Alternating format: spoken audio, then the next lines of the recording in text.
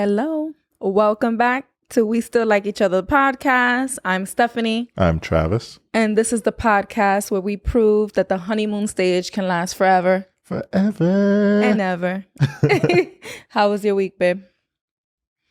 Nothing to report. I feel like every week it's pretty dull, but boring. I'm a boring guy and I like being boring. Boring keeps you safe. Yeah. So how was your week? My week was pretty boring too, okay. I'm not gonna lie. Walking Eli to school, Ooh. picking him up every day. So I've been out of breath because I haven't worked out in a while. Gotcha. Been continuing my cleaning spree. Yeah, you pretty much wrapped it up today. I pretty much wrapped it up today. Yep. Now it's your turn to clean out your closet. Because he made it seem like I'm the only one with too many clothes and a problem with clothes. He has a mess. I disagree. But, they're not here to hear about. And I'm not saying amounts. Yes, I technically have a more quantity, a bit greater quantity of clothes. But you have a bunch of shit that you never touch. There's things in bags. They're very wrapped. They're very situational. Okay. Like if it's. And is that not a problem? Weren't we discussing that that's an issue? Like we hold on to things like just in case I'm going to have this situation or that situation. And then we're hoarding up our space for just in case events.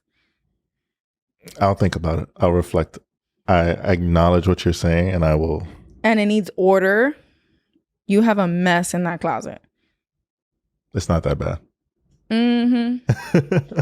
And now that I have everything else in order, it's going to bother me. So I'm going to be like, are you getting on that closet anytime soon? All right. Yeah, we're gonna have to have a conversation about that. Or I could do it for you. No, thank you. Okay, then. So you got to get on that. Don't touch my shit. All right. So we want to get started with discussing some topics that listeners have submitted or like questions they asked us. So they aren't also y'all can relate, but they're just like, I want to know what y'all feel about X, Y, or Z. People care about our opinion for some reason. Yes.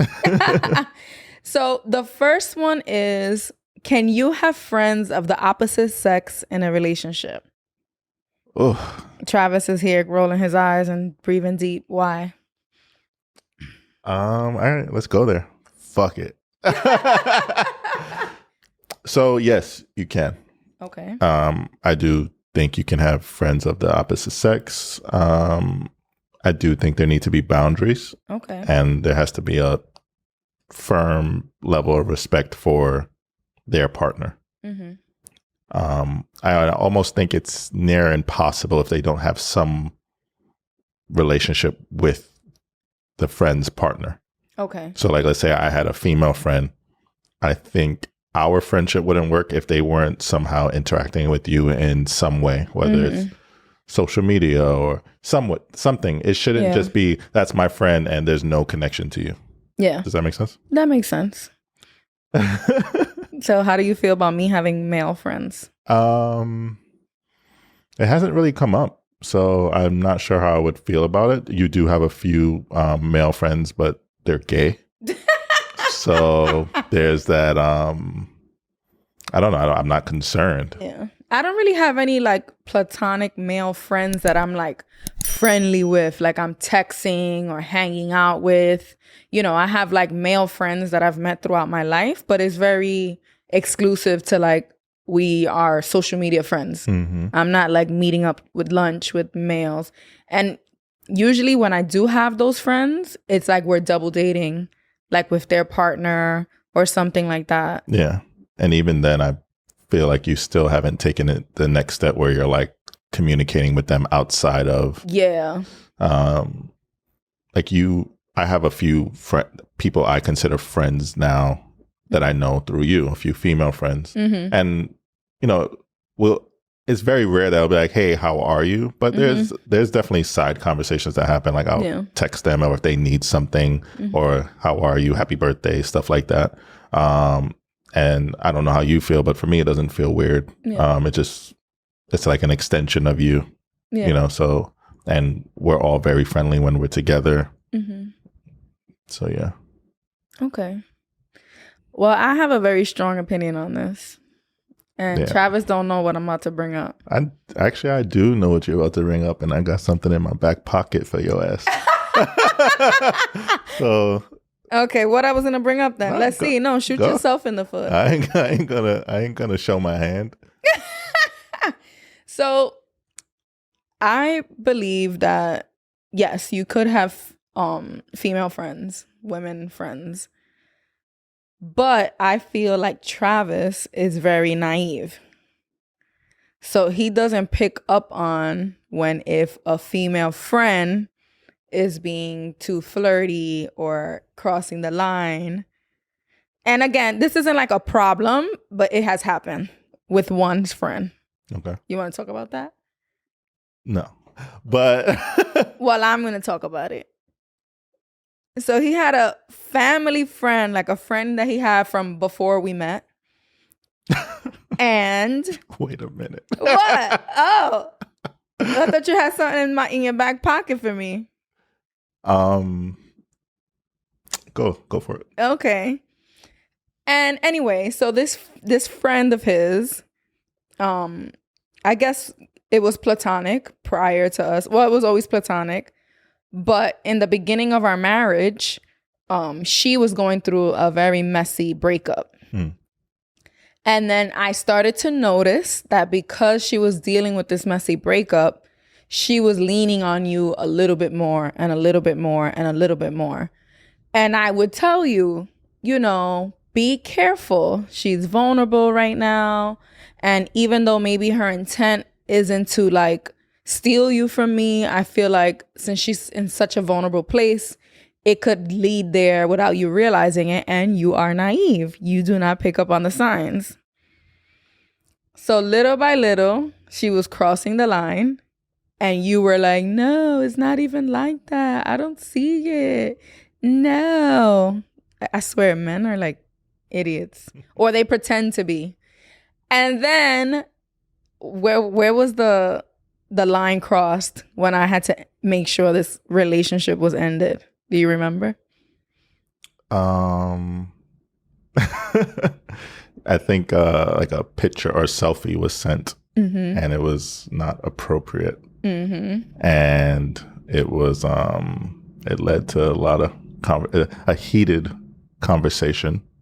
Probably our one and only conversation that we had in front of your family, because she had the audacity to send this inappropriate selfie the day after Thanksgiving. So it's like the morning after Thanksgiving. And it's like, first of all, we're married, so we're together every morning. Second of all, is the morning after Thanksgiving. So we were at your mother's house. And when I saw it, I just lost it. Whereas usually I do my best not to like start conversations in front of family or people. We don't really have people in our business like that. But it was instant. I was like, oh, fuck out of here. I said, this is it. Travis can no longer convince me that this girl isn't trying it. What? I feel differently about it. I think that yes, from your point of view, it was wrong. It was disrespectful. I agree. From my point of view. Sorry. It was disrespectful. from the world's point of view. So what do you feel different about it then? I just feel that maybe it could have been a teachable moment. For who? For them. So is my job? No. Teach her? I'm not saying it's your job to do anything. I'm just saying that, neither of us have ever been in that situation, but I think that if I was put into a situation like that and I did something that came across rude or disrespectful, I would want someone to be like, yo, this is what you did wrong, and this is how to move forward with me. Yeah, move forward by don't ever text my husband ever again in your life. She could have learned from it, but that doesn't mean that I need to allow her into my space. Okay. Yeah, I hope it was a teachable moment, but that doesn't mean that I have to give her access to you. I agree. So yeah, that's our issue. What? No, let me not. No, go ahead. You say you felt differently. Tell me more. Tell me more. No, I stand on what I said. Like, I just felt it could have been a teachable moment. And it didn't have to be like some big negative. But with teachable what? What do you think? You think she didn't know it was inappropriate? Maybe I'm just continuing my naivety. Naivety. Like, do you think she didn't know? I don't know. It's been so many years. I haven't put much thought into it. I just know at the end of the day, my priority is you. So within reason, if there's something that makes you feel uncomfortable, let's fix it. Because there have been situations where it's just like, this makes you unhappy. And when it comes to if it's a either or, I'm going with you 99.999% of the time. Yeah. And the thing is with that situation, I was very open to it. Like, I know you had a relationship with her brother and like she had lived in a different state and it was she's older than you. Like, I really wasn't threatened by her at all. It wasn't until the heartbreak, the breakup she was going through when I started to say, just be careful. Just be careful. And then that was like, okay, now everything I was telling you to be careful about was happening. Yeah. And I knew that since you had a friendship with her for so long that your perspective was tainted by that. And look, you wanted to teach her something. Like, no. She could learn from it, but she needs to not be around you. So I have a question for you. Yeah, what's the question? So how do you feel about people who are friends now, but who have formerly had sexual relations? Well, you're asking that because of T. Whoa, not saying any names. But that's why you're asking, because that's the only person. Is it? No. Yeah. Okay. I didn't want to say their name, but I guess we've spoken about it kind of. Yeah, we've spoken about it on this podcast. Okay. So I guess every situation is different. And I know that you were friends, quote unquote, with someone you had relationship with. And I was like, no, it's not happening. But it was different. Okay. Explain. It was different because T and I had already stopped our intimate relationship years prior and had been close friends for years with no intimacy at all before you and I met. And we did have a relationship together. Like, T came with us to dinner, went out to eat, came to our home. So we formed a relationship, all of us. Whereas the person you had intimate relationship with, you had the intimate relationship with that person while you were in another relationship. So y'all were already crossing boundaries. So you felt that if you could cross that boundary there's nothing special here. And yeah, and there was no intent in all of us being friends. It was kind of like, my best friend. And I was like, yeah, right, I'm your best friend. Okay. Right? No, I mean, you're not saying anything I haven't heard from you before. Yeah. I just wanted to bring it up. Stir the pot a little. So, okay, so this question is very heteronormative, right? Yeah, that's a good point. So, how do you feel about me just having female friends in general since I'm bisexual? I mean, I'm not naive. I'm not one of those guys who just thinks because you happen to be attracted to women that you want to fuck them all. And it's no different than if you wanted to go step out with me on a guy. Like, if you're gonna do, I trust you, so it's no different. But why is it that you trust me more with women than with, like, I go out to dinner, I go on vacations, I do things with females all the time. Why is it like that I can't do that with men? It's gonna sound funny. I know. Trust me, I get it. I'm not intimidated by women. I have, like, let's say you came here and said, I'm sorry, but I stepped out. I cheated on you with Rebecca. We don't know Rebecca, but Rebecca. I'm like, oh, you bitch. But I'd be over in like 30 minutes. Okay. I was going to say you would be tight. No, I would be. But the tight difference would be way more if it was like Robert. Mm-hmm. Why? Could you like I don't- unpack that? Like, what is it?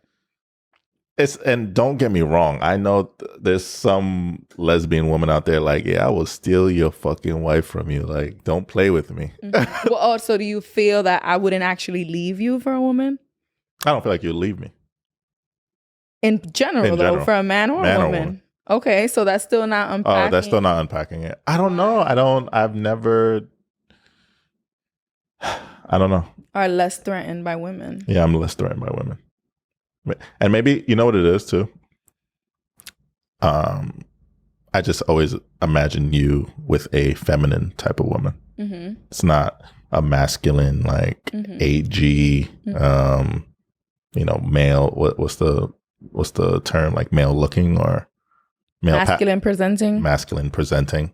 Mm-hmm. I feel like if it was a masculine presenting lesbian, you'd be more intimidated. I might want to throw hands with somebody. Okay, so I think part of it lies in the fact that it's very rare that I have communication with the heterosexual man and it's platonic. Like, men are very like want to flirt with you right away as a woman. Like, it sucks. Like, you smile at a guy and it's like you're flirting. Like, you got to be super careful. I know you always tell me when you start a new job, you're just like, there's always a story about just sexual harassment and someone being over friendly and it's uncomfortable, and it's always been with men. It's never happened to me with women.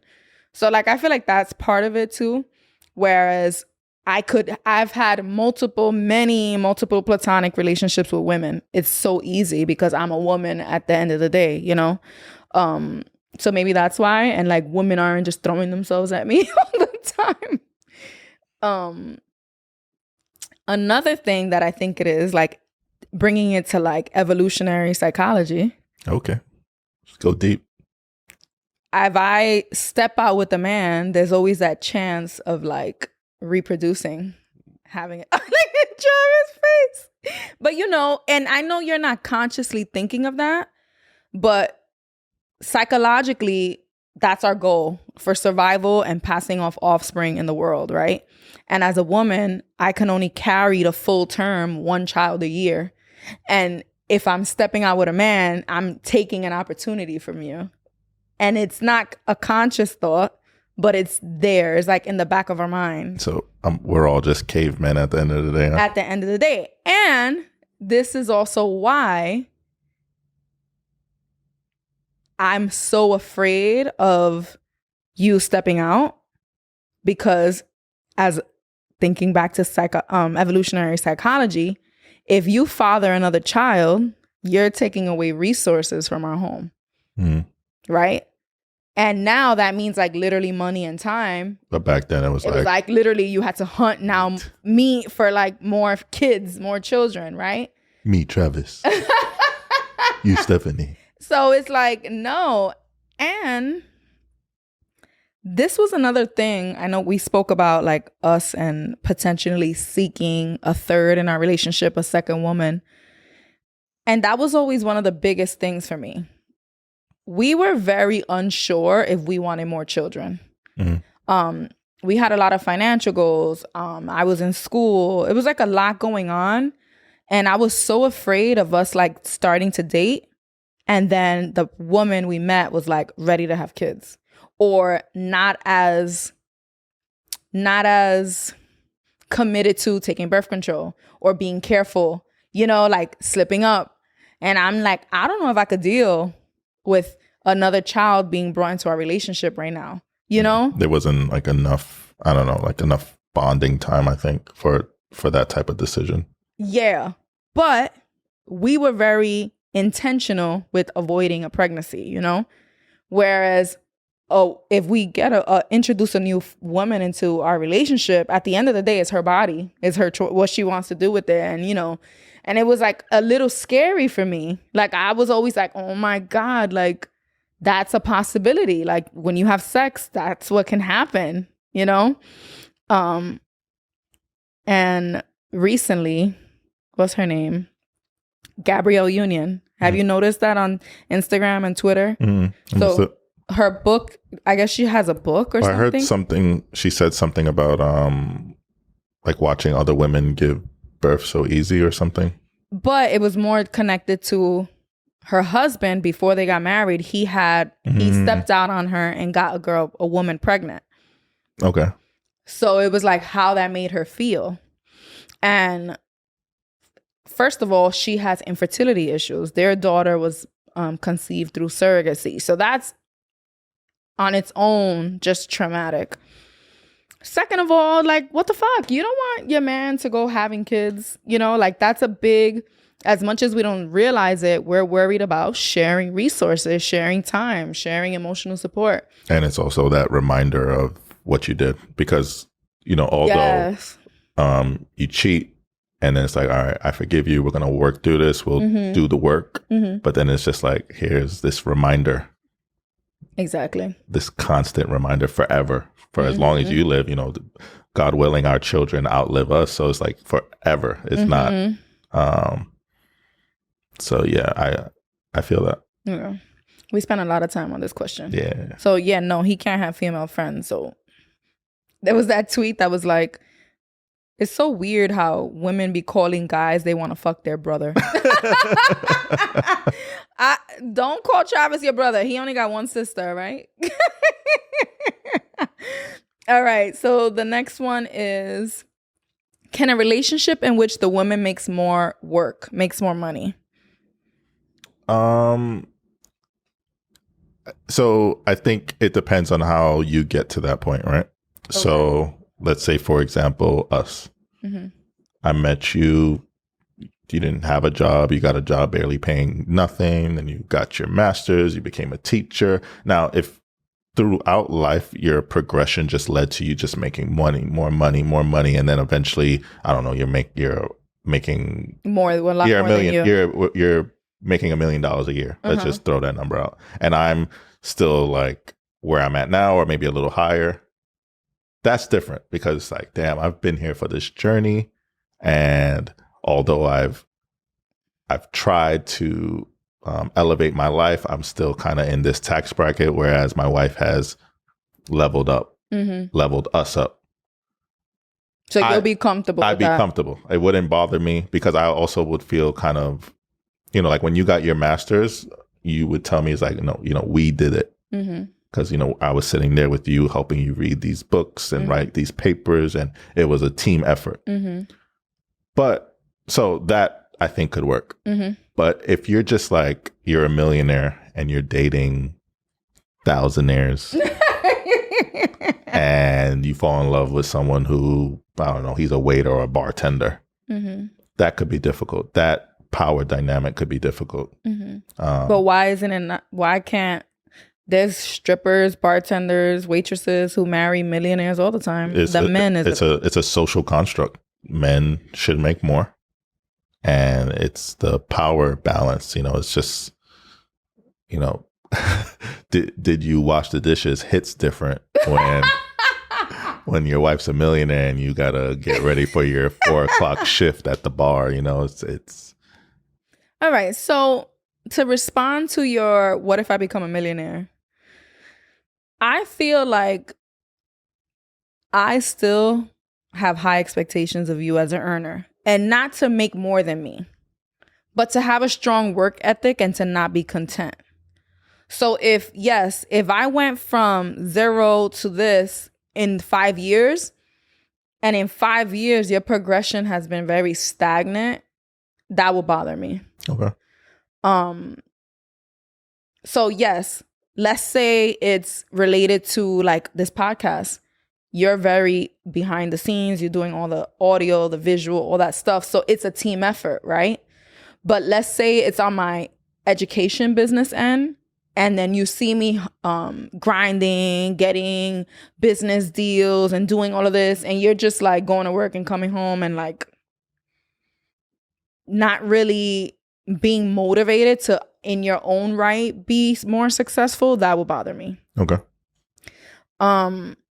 In terms of a beginning of a relationship, I feel like a woman could make more, even from the jump. It's all about work ethic. and that drive. Like, I'm not saying a millionaire and a bartender, but let's say there are people who work in finance, but there's someone who's maybe mid-level, and then the woman's kind of higher to the top in one of the executive boards, so makes significantly more than the man. That could work. Yeah. You know, like, it just depends, you know. I also feel that there are times when couples start out pretty equal, Mm-hmm. and then maybe it makes more sense for the husband to be a stay-at-home dad. Yeah. There's so many situations where it makes sense for the woman to stay home, but I feel like that's because of the patriarchy. Usually the man has the better paying job, or the job with the better benefits, or you know, it just always it seems to fall that way because of the way society has been constructed.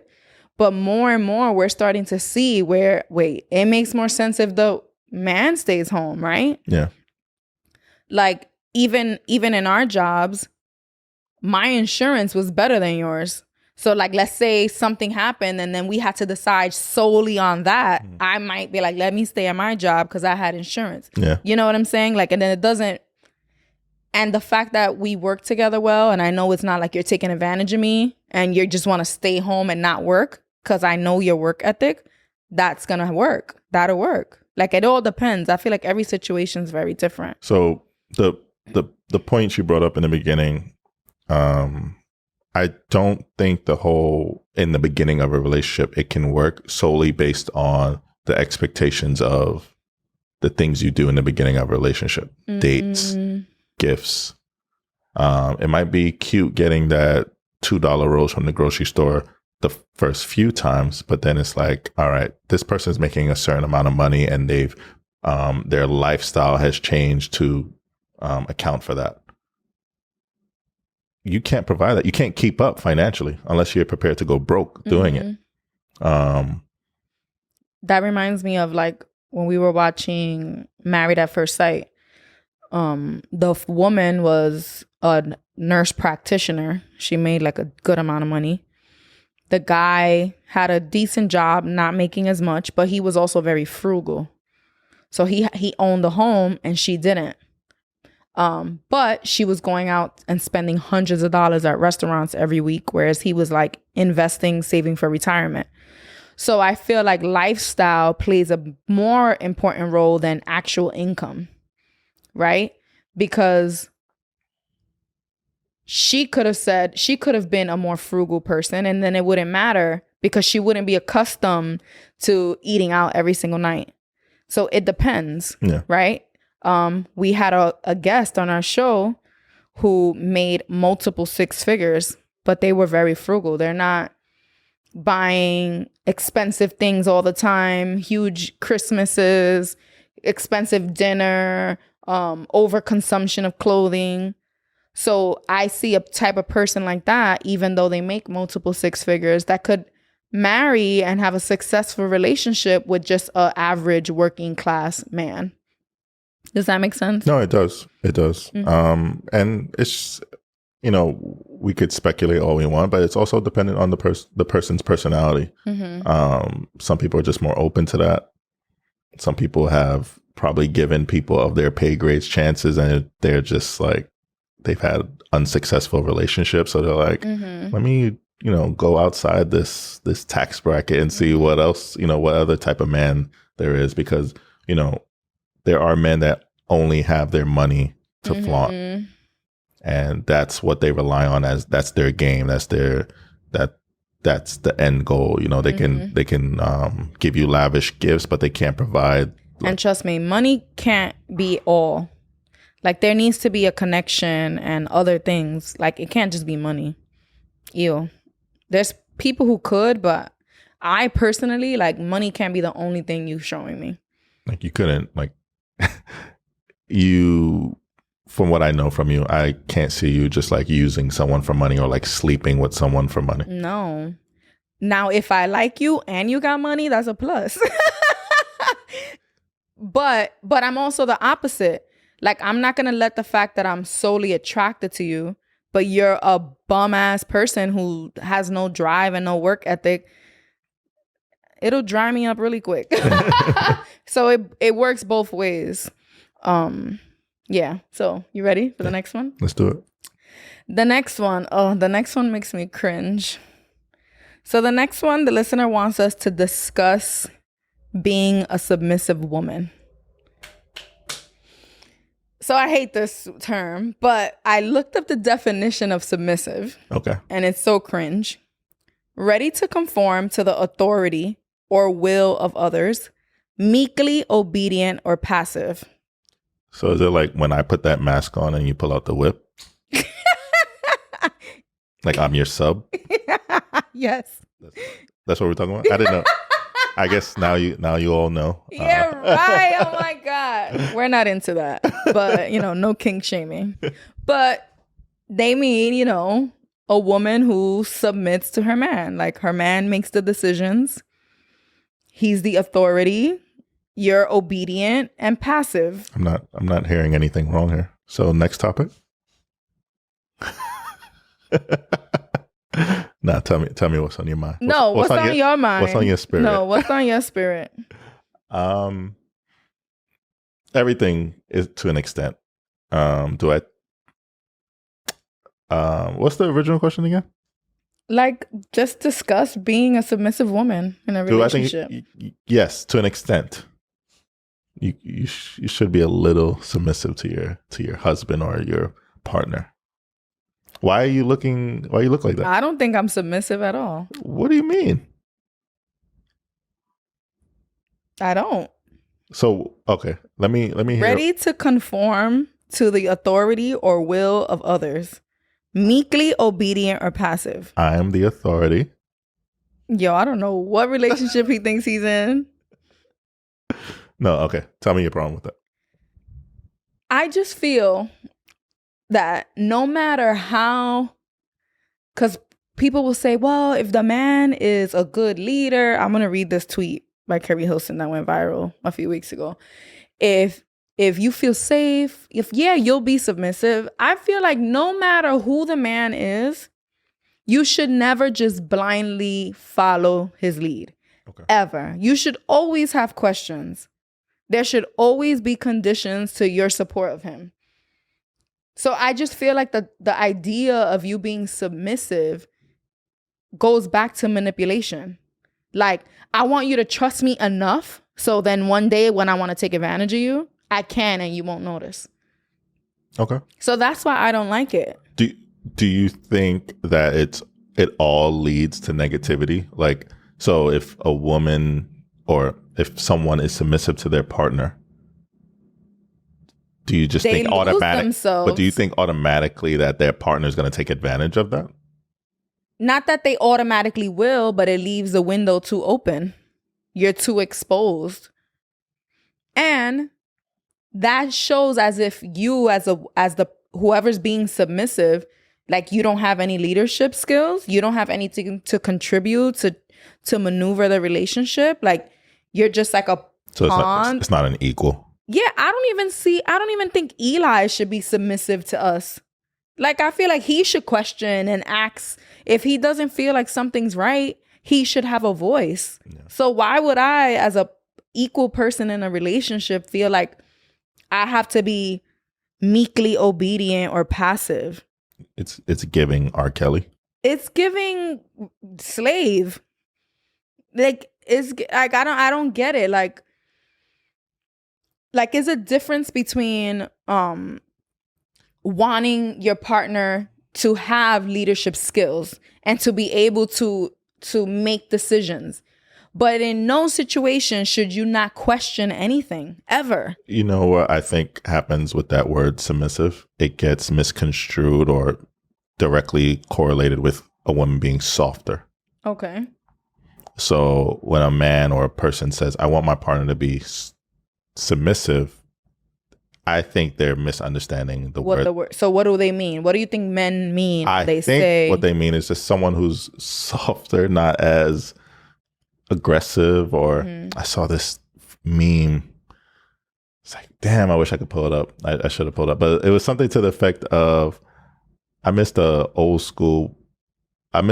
type of women who weren't men or something like that. Something to that effect. But honestly, the reason women have become less soft is because y'all are fucking abusive and manipulating and toxic, and we need to defend ourselves if we want to talk in general like that. Them.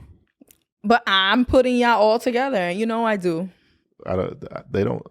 What? We're not the same gang. I get it, but the men, when I talk about like the patriarchy, is a system that you benefit from as a man. So you got to acknowledge that. No. You know? No, definitely. But yeah. So you think they don't really mean submissive? I don't think they mean submissive, especially in the way that it's defined. You know, I personally wouldn't care for that. Like there's a certain banter discourse between us that keeps me on my toes, and I like that. And if you were just this submissive, whatever you say goes type of woman, it wouldn't do anything for me. I feel like when I think of submissive, it's like if a man comes home and he goes, "Yeah, babe, I quit my job today," and the woman's supposed to be like, "Okay, I guess you made the right choice." Yeah. Whereas I'd be like, "What the fuck?" Like how? Like nothing. Well, hello, what happened? What's going on? You know what I'm saying? Yeah. I feel like when I hear you're being submissive, it's like if your man texts you and he's like, "I want lasagna tonight," and I can't say, "Well, I didn't take out the meat," or "I don't have time to go pick this up," and it's like that's what I want. Yeah. You know, like the whole thought of submission fucking drives me nuts. And the other part that drives me nuts about it, so this Carrie Hilson tweet that went viral like a few weeks ago, maybe a couple months ago. I think I saw it said July, maybe. So women kept sharing it and like posting it. And I was just like nauseated. So she said, "Men who provide emotional security and display wise leadership will get the softest, most feminine, relaxed, guard down, submissive, nurturing version of their woman." Like literally, I get nauseous reading that shit. So that was the end of it? Yeah. Say it one more time, right? Mm-hmm. But take the word submissive out. Okay, trust me, there's more wrong with this than just the word submissive. Men who provide emotional security and display wise leadership will get the softest, most feminine, relaxed, guard down, nurturing version of their woman. Okay, yeah, there was more wrong. Most feminine. Yeah, that's the part. There's a problem with that. That stood out. There's this idea that women are just feminine only. Yeah. Right? That we are just like these dainty, girly, pink dress heel, cook, caterer. Kind of like what's that movie? The Legally Blonde.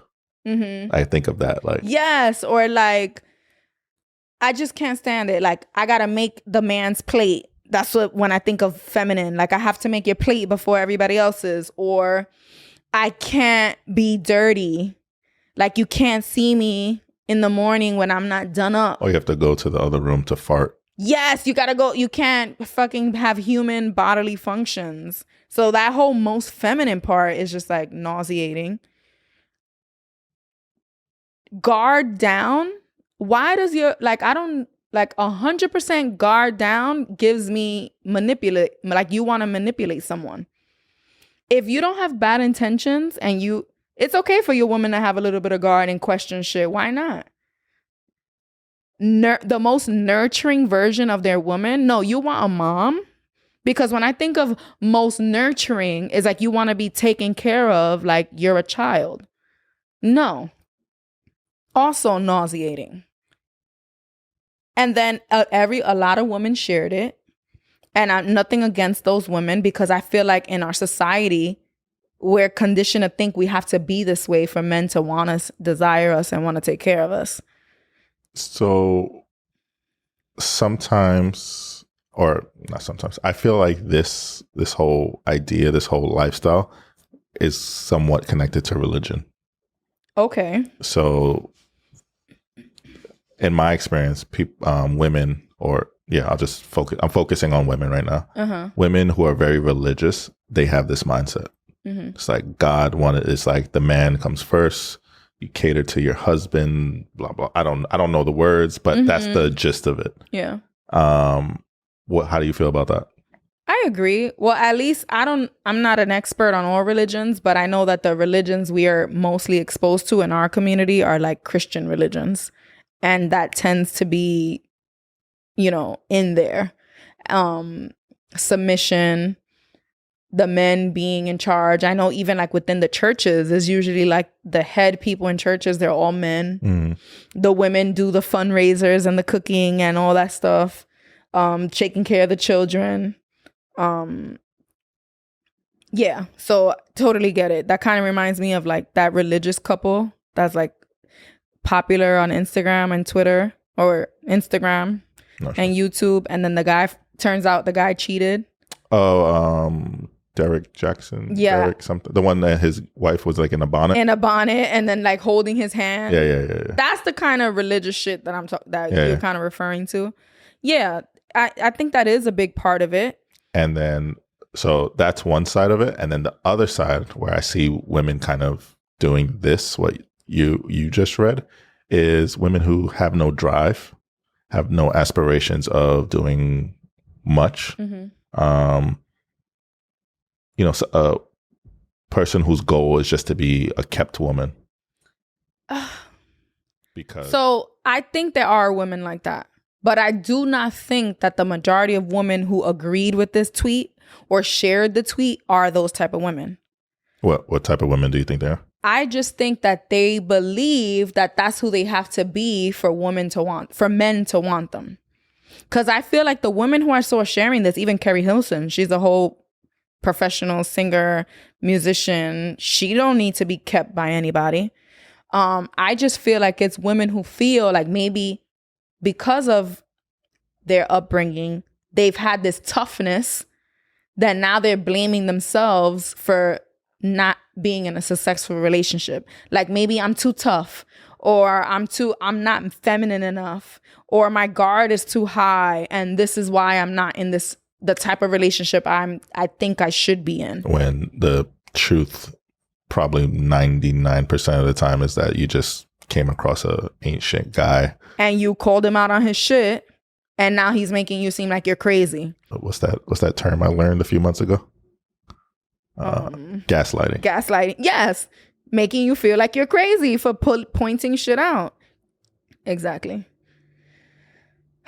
So yeah, I wonder how they're gonna feel about my response. So how do you feel like you represent yourself? Like, how do you feel like you maneuver in this marriage? Like, how would you describe yourself? I feel like I have my moments of softness when I need you, like if I'm not feeling well, or if I have too many tasks, like I'm very comfortable to ask for help and support when I need it. But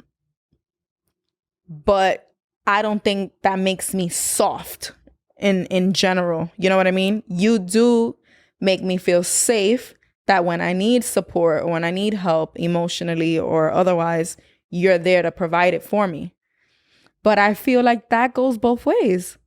If you need my help and you need my support, if you're overwhelmed, I'm here to do the same. Does that make you less of a man? Some would say. You know what I'm saying? So it's not because of me as a woman. It's just we're partners. Yeah. Nurturing. Yes. It's in my nature as a person to like cook and clean. Like it's just who I am because of my upbringing. But I don't think women who aren't naturally like that, less capable of being loved or less deserving of love. You get what I'm saying? Yeah. So it's like if I hate that. Like if I post it every time I cook for you and be like, this is why you bitches are single, because I cook for my man. Like that shit's tacky, and there's women who do that shit. So wait, that's not why you're posting your meals on. No, but you get what I'm saying? Right. Like, I don't think that makes me more worthy of love because I can cook than a woman who can't. Yeah. Yeah. Like, so I guess for the record, Mm-hmm. I don't view you as soft. Like, you're probably the strongest person I know. Thank you. And strong doesn't directly connect to tough. Okay. Black women get this this stigma put on them that, you know, they're angry and bitter. And I just think there are people who made them that way, or at least there were situations where they stood up for themselves, and now that's all that was taken from it. Yeah. Not, oh, what did I do to bring this side out of that person? It's no, you're just an angry, bitter Black woman. There are things you've been through that have made you the person you are now. There are things I've put you through that have made you the person you are now. So there has to be that accountability, and I hold myself accountable, and know that you are the way you are because of your life and those life experiences. And I love the person you are, and I appreciate the person you are, and you don't need to be submissive to me for me to love you. I know that. But I feel like it needs to be said on the record. Yeah. When I think about submissive women, and I think about friends I've had who've had like submissive mothers, they've never been good relationships. They've been relationships where they're like, or I learned this toxic trait, or the reason I put up with X, Y, and Z from men that I shouldn't have is because I saw my mother put up with it, or I saw my sister put up with it. And it's like, I've never seen a situation where being submissive was like rewarded in any way. Yeah. I'm trying to think of one, and you're absolutely right. I feel like it's like, what's that saying? I feel like I've said it here before. No, I said it somewhere else, but absolute power corrupts absolutely. So yep.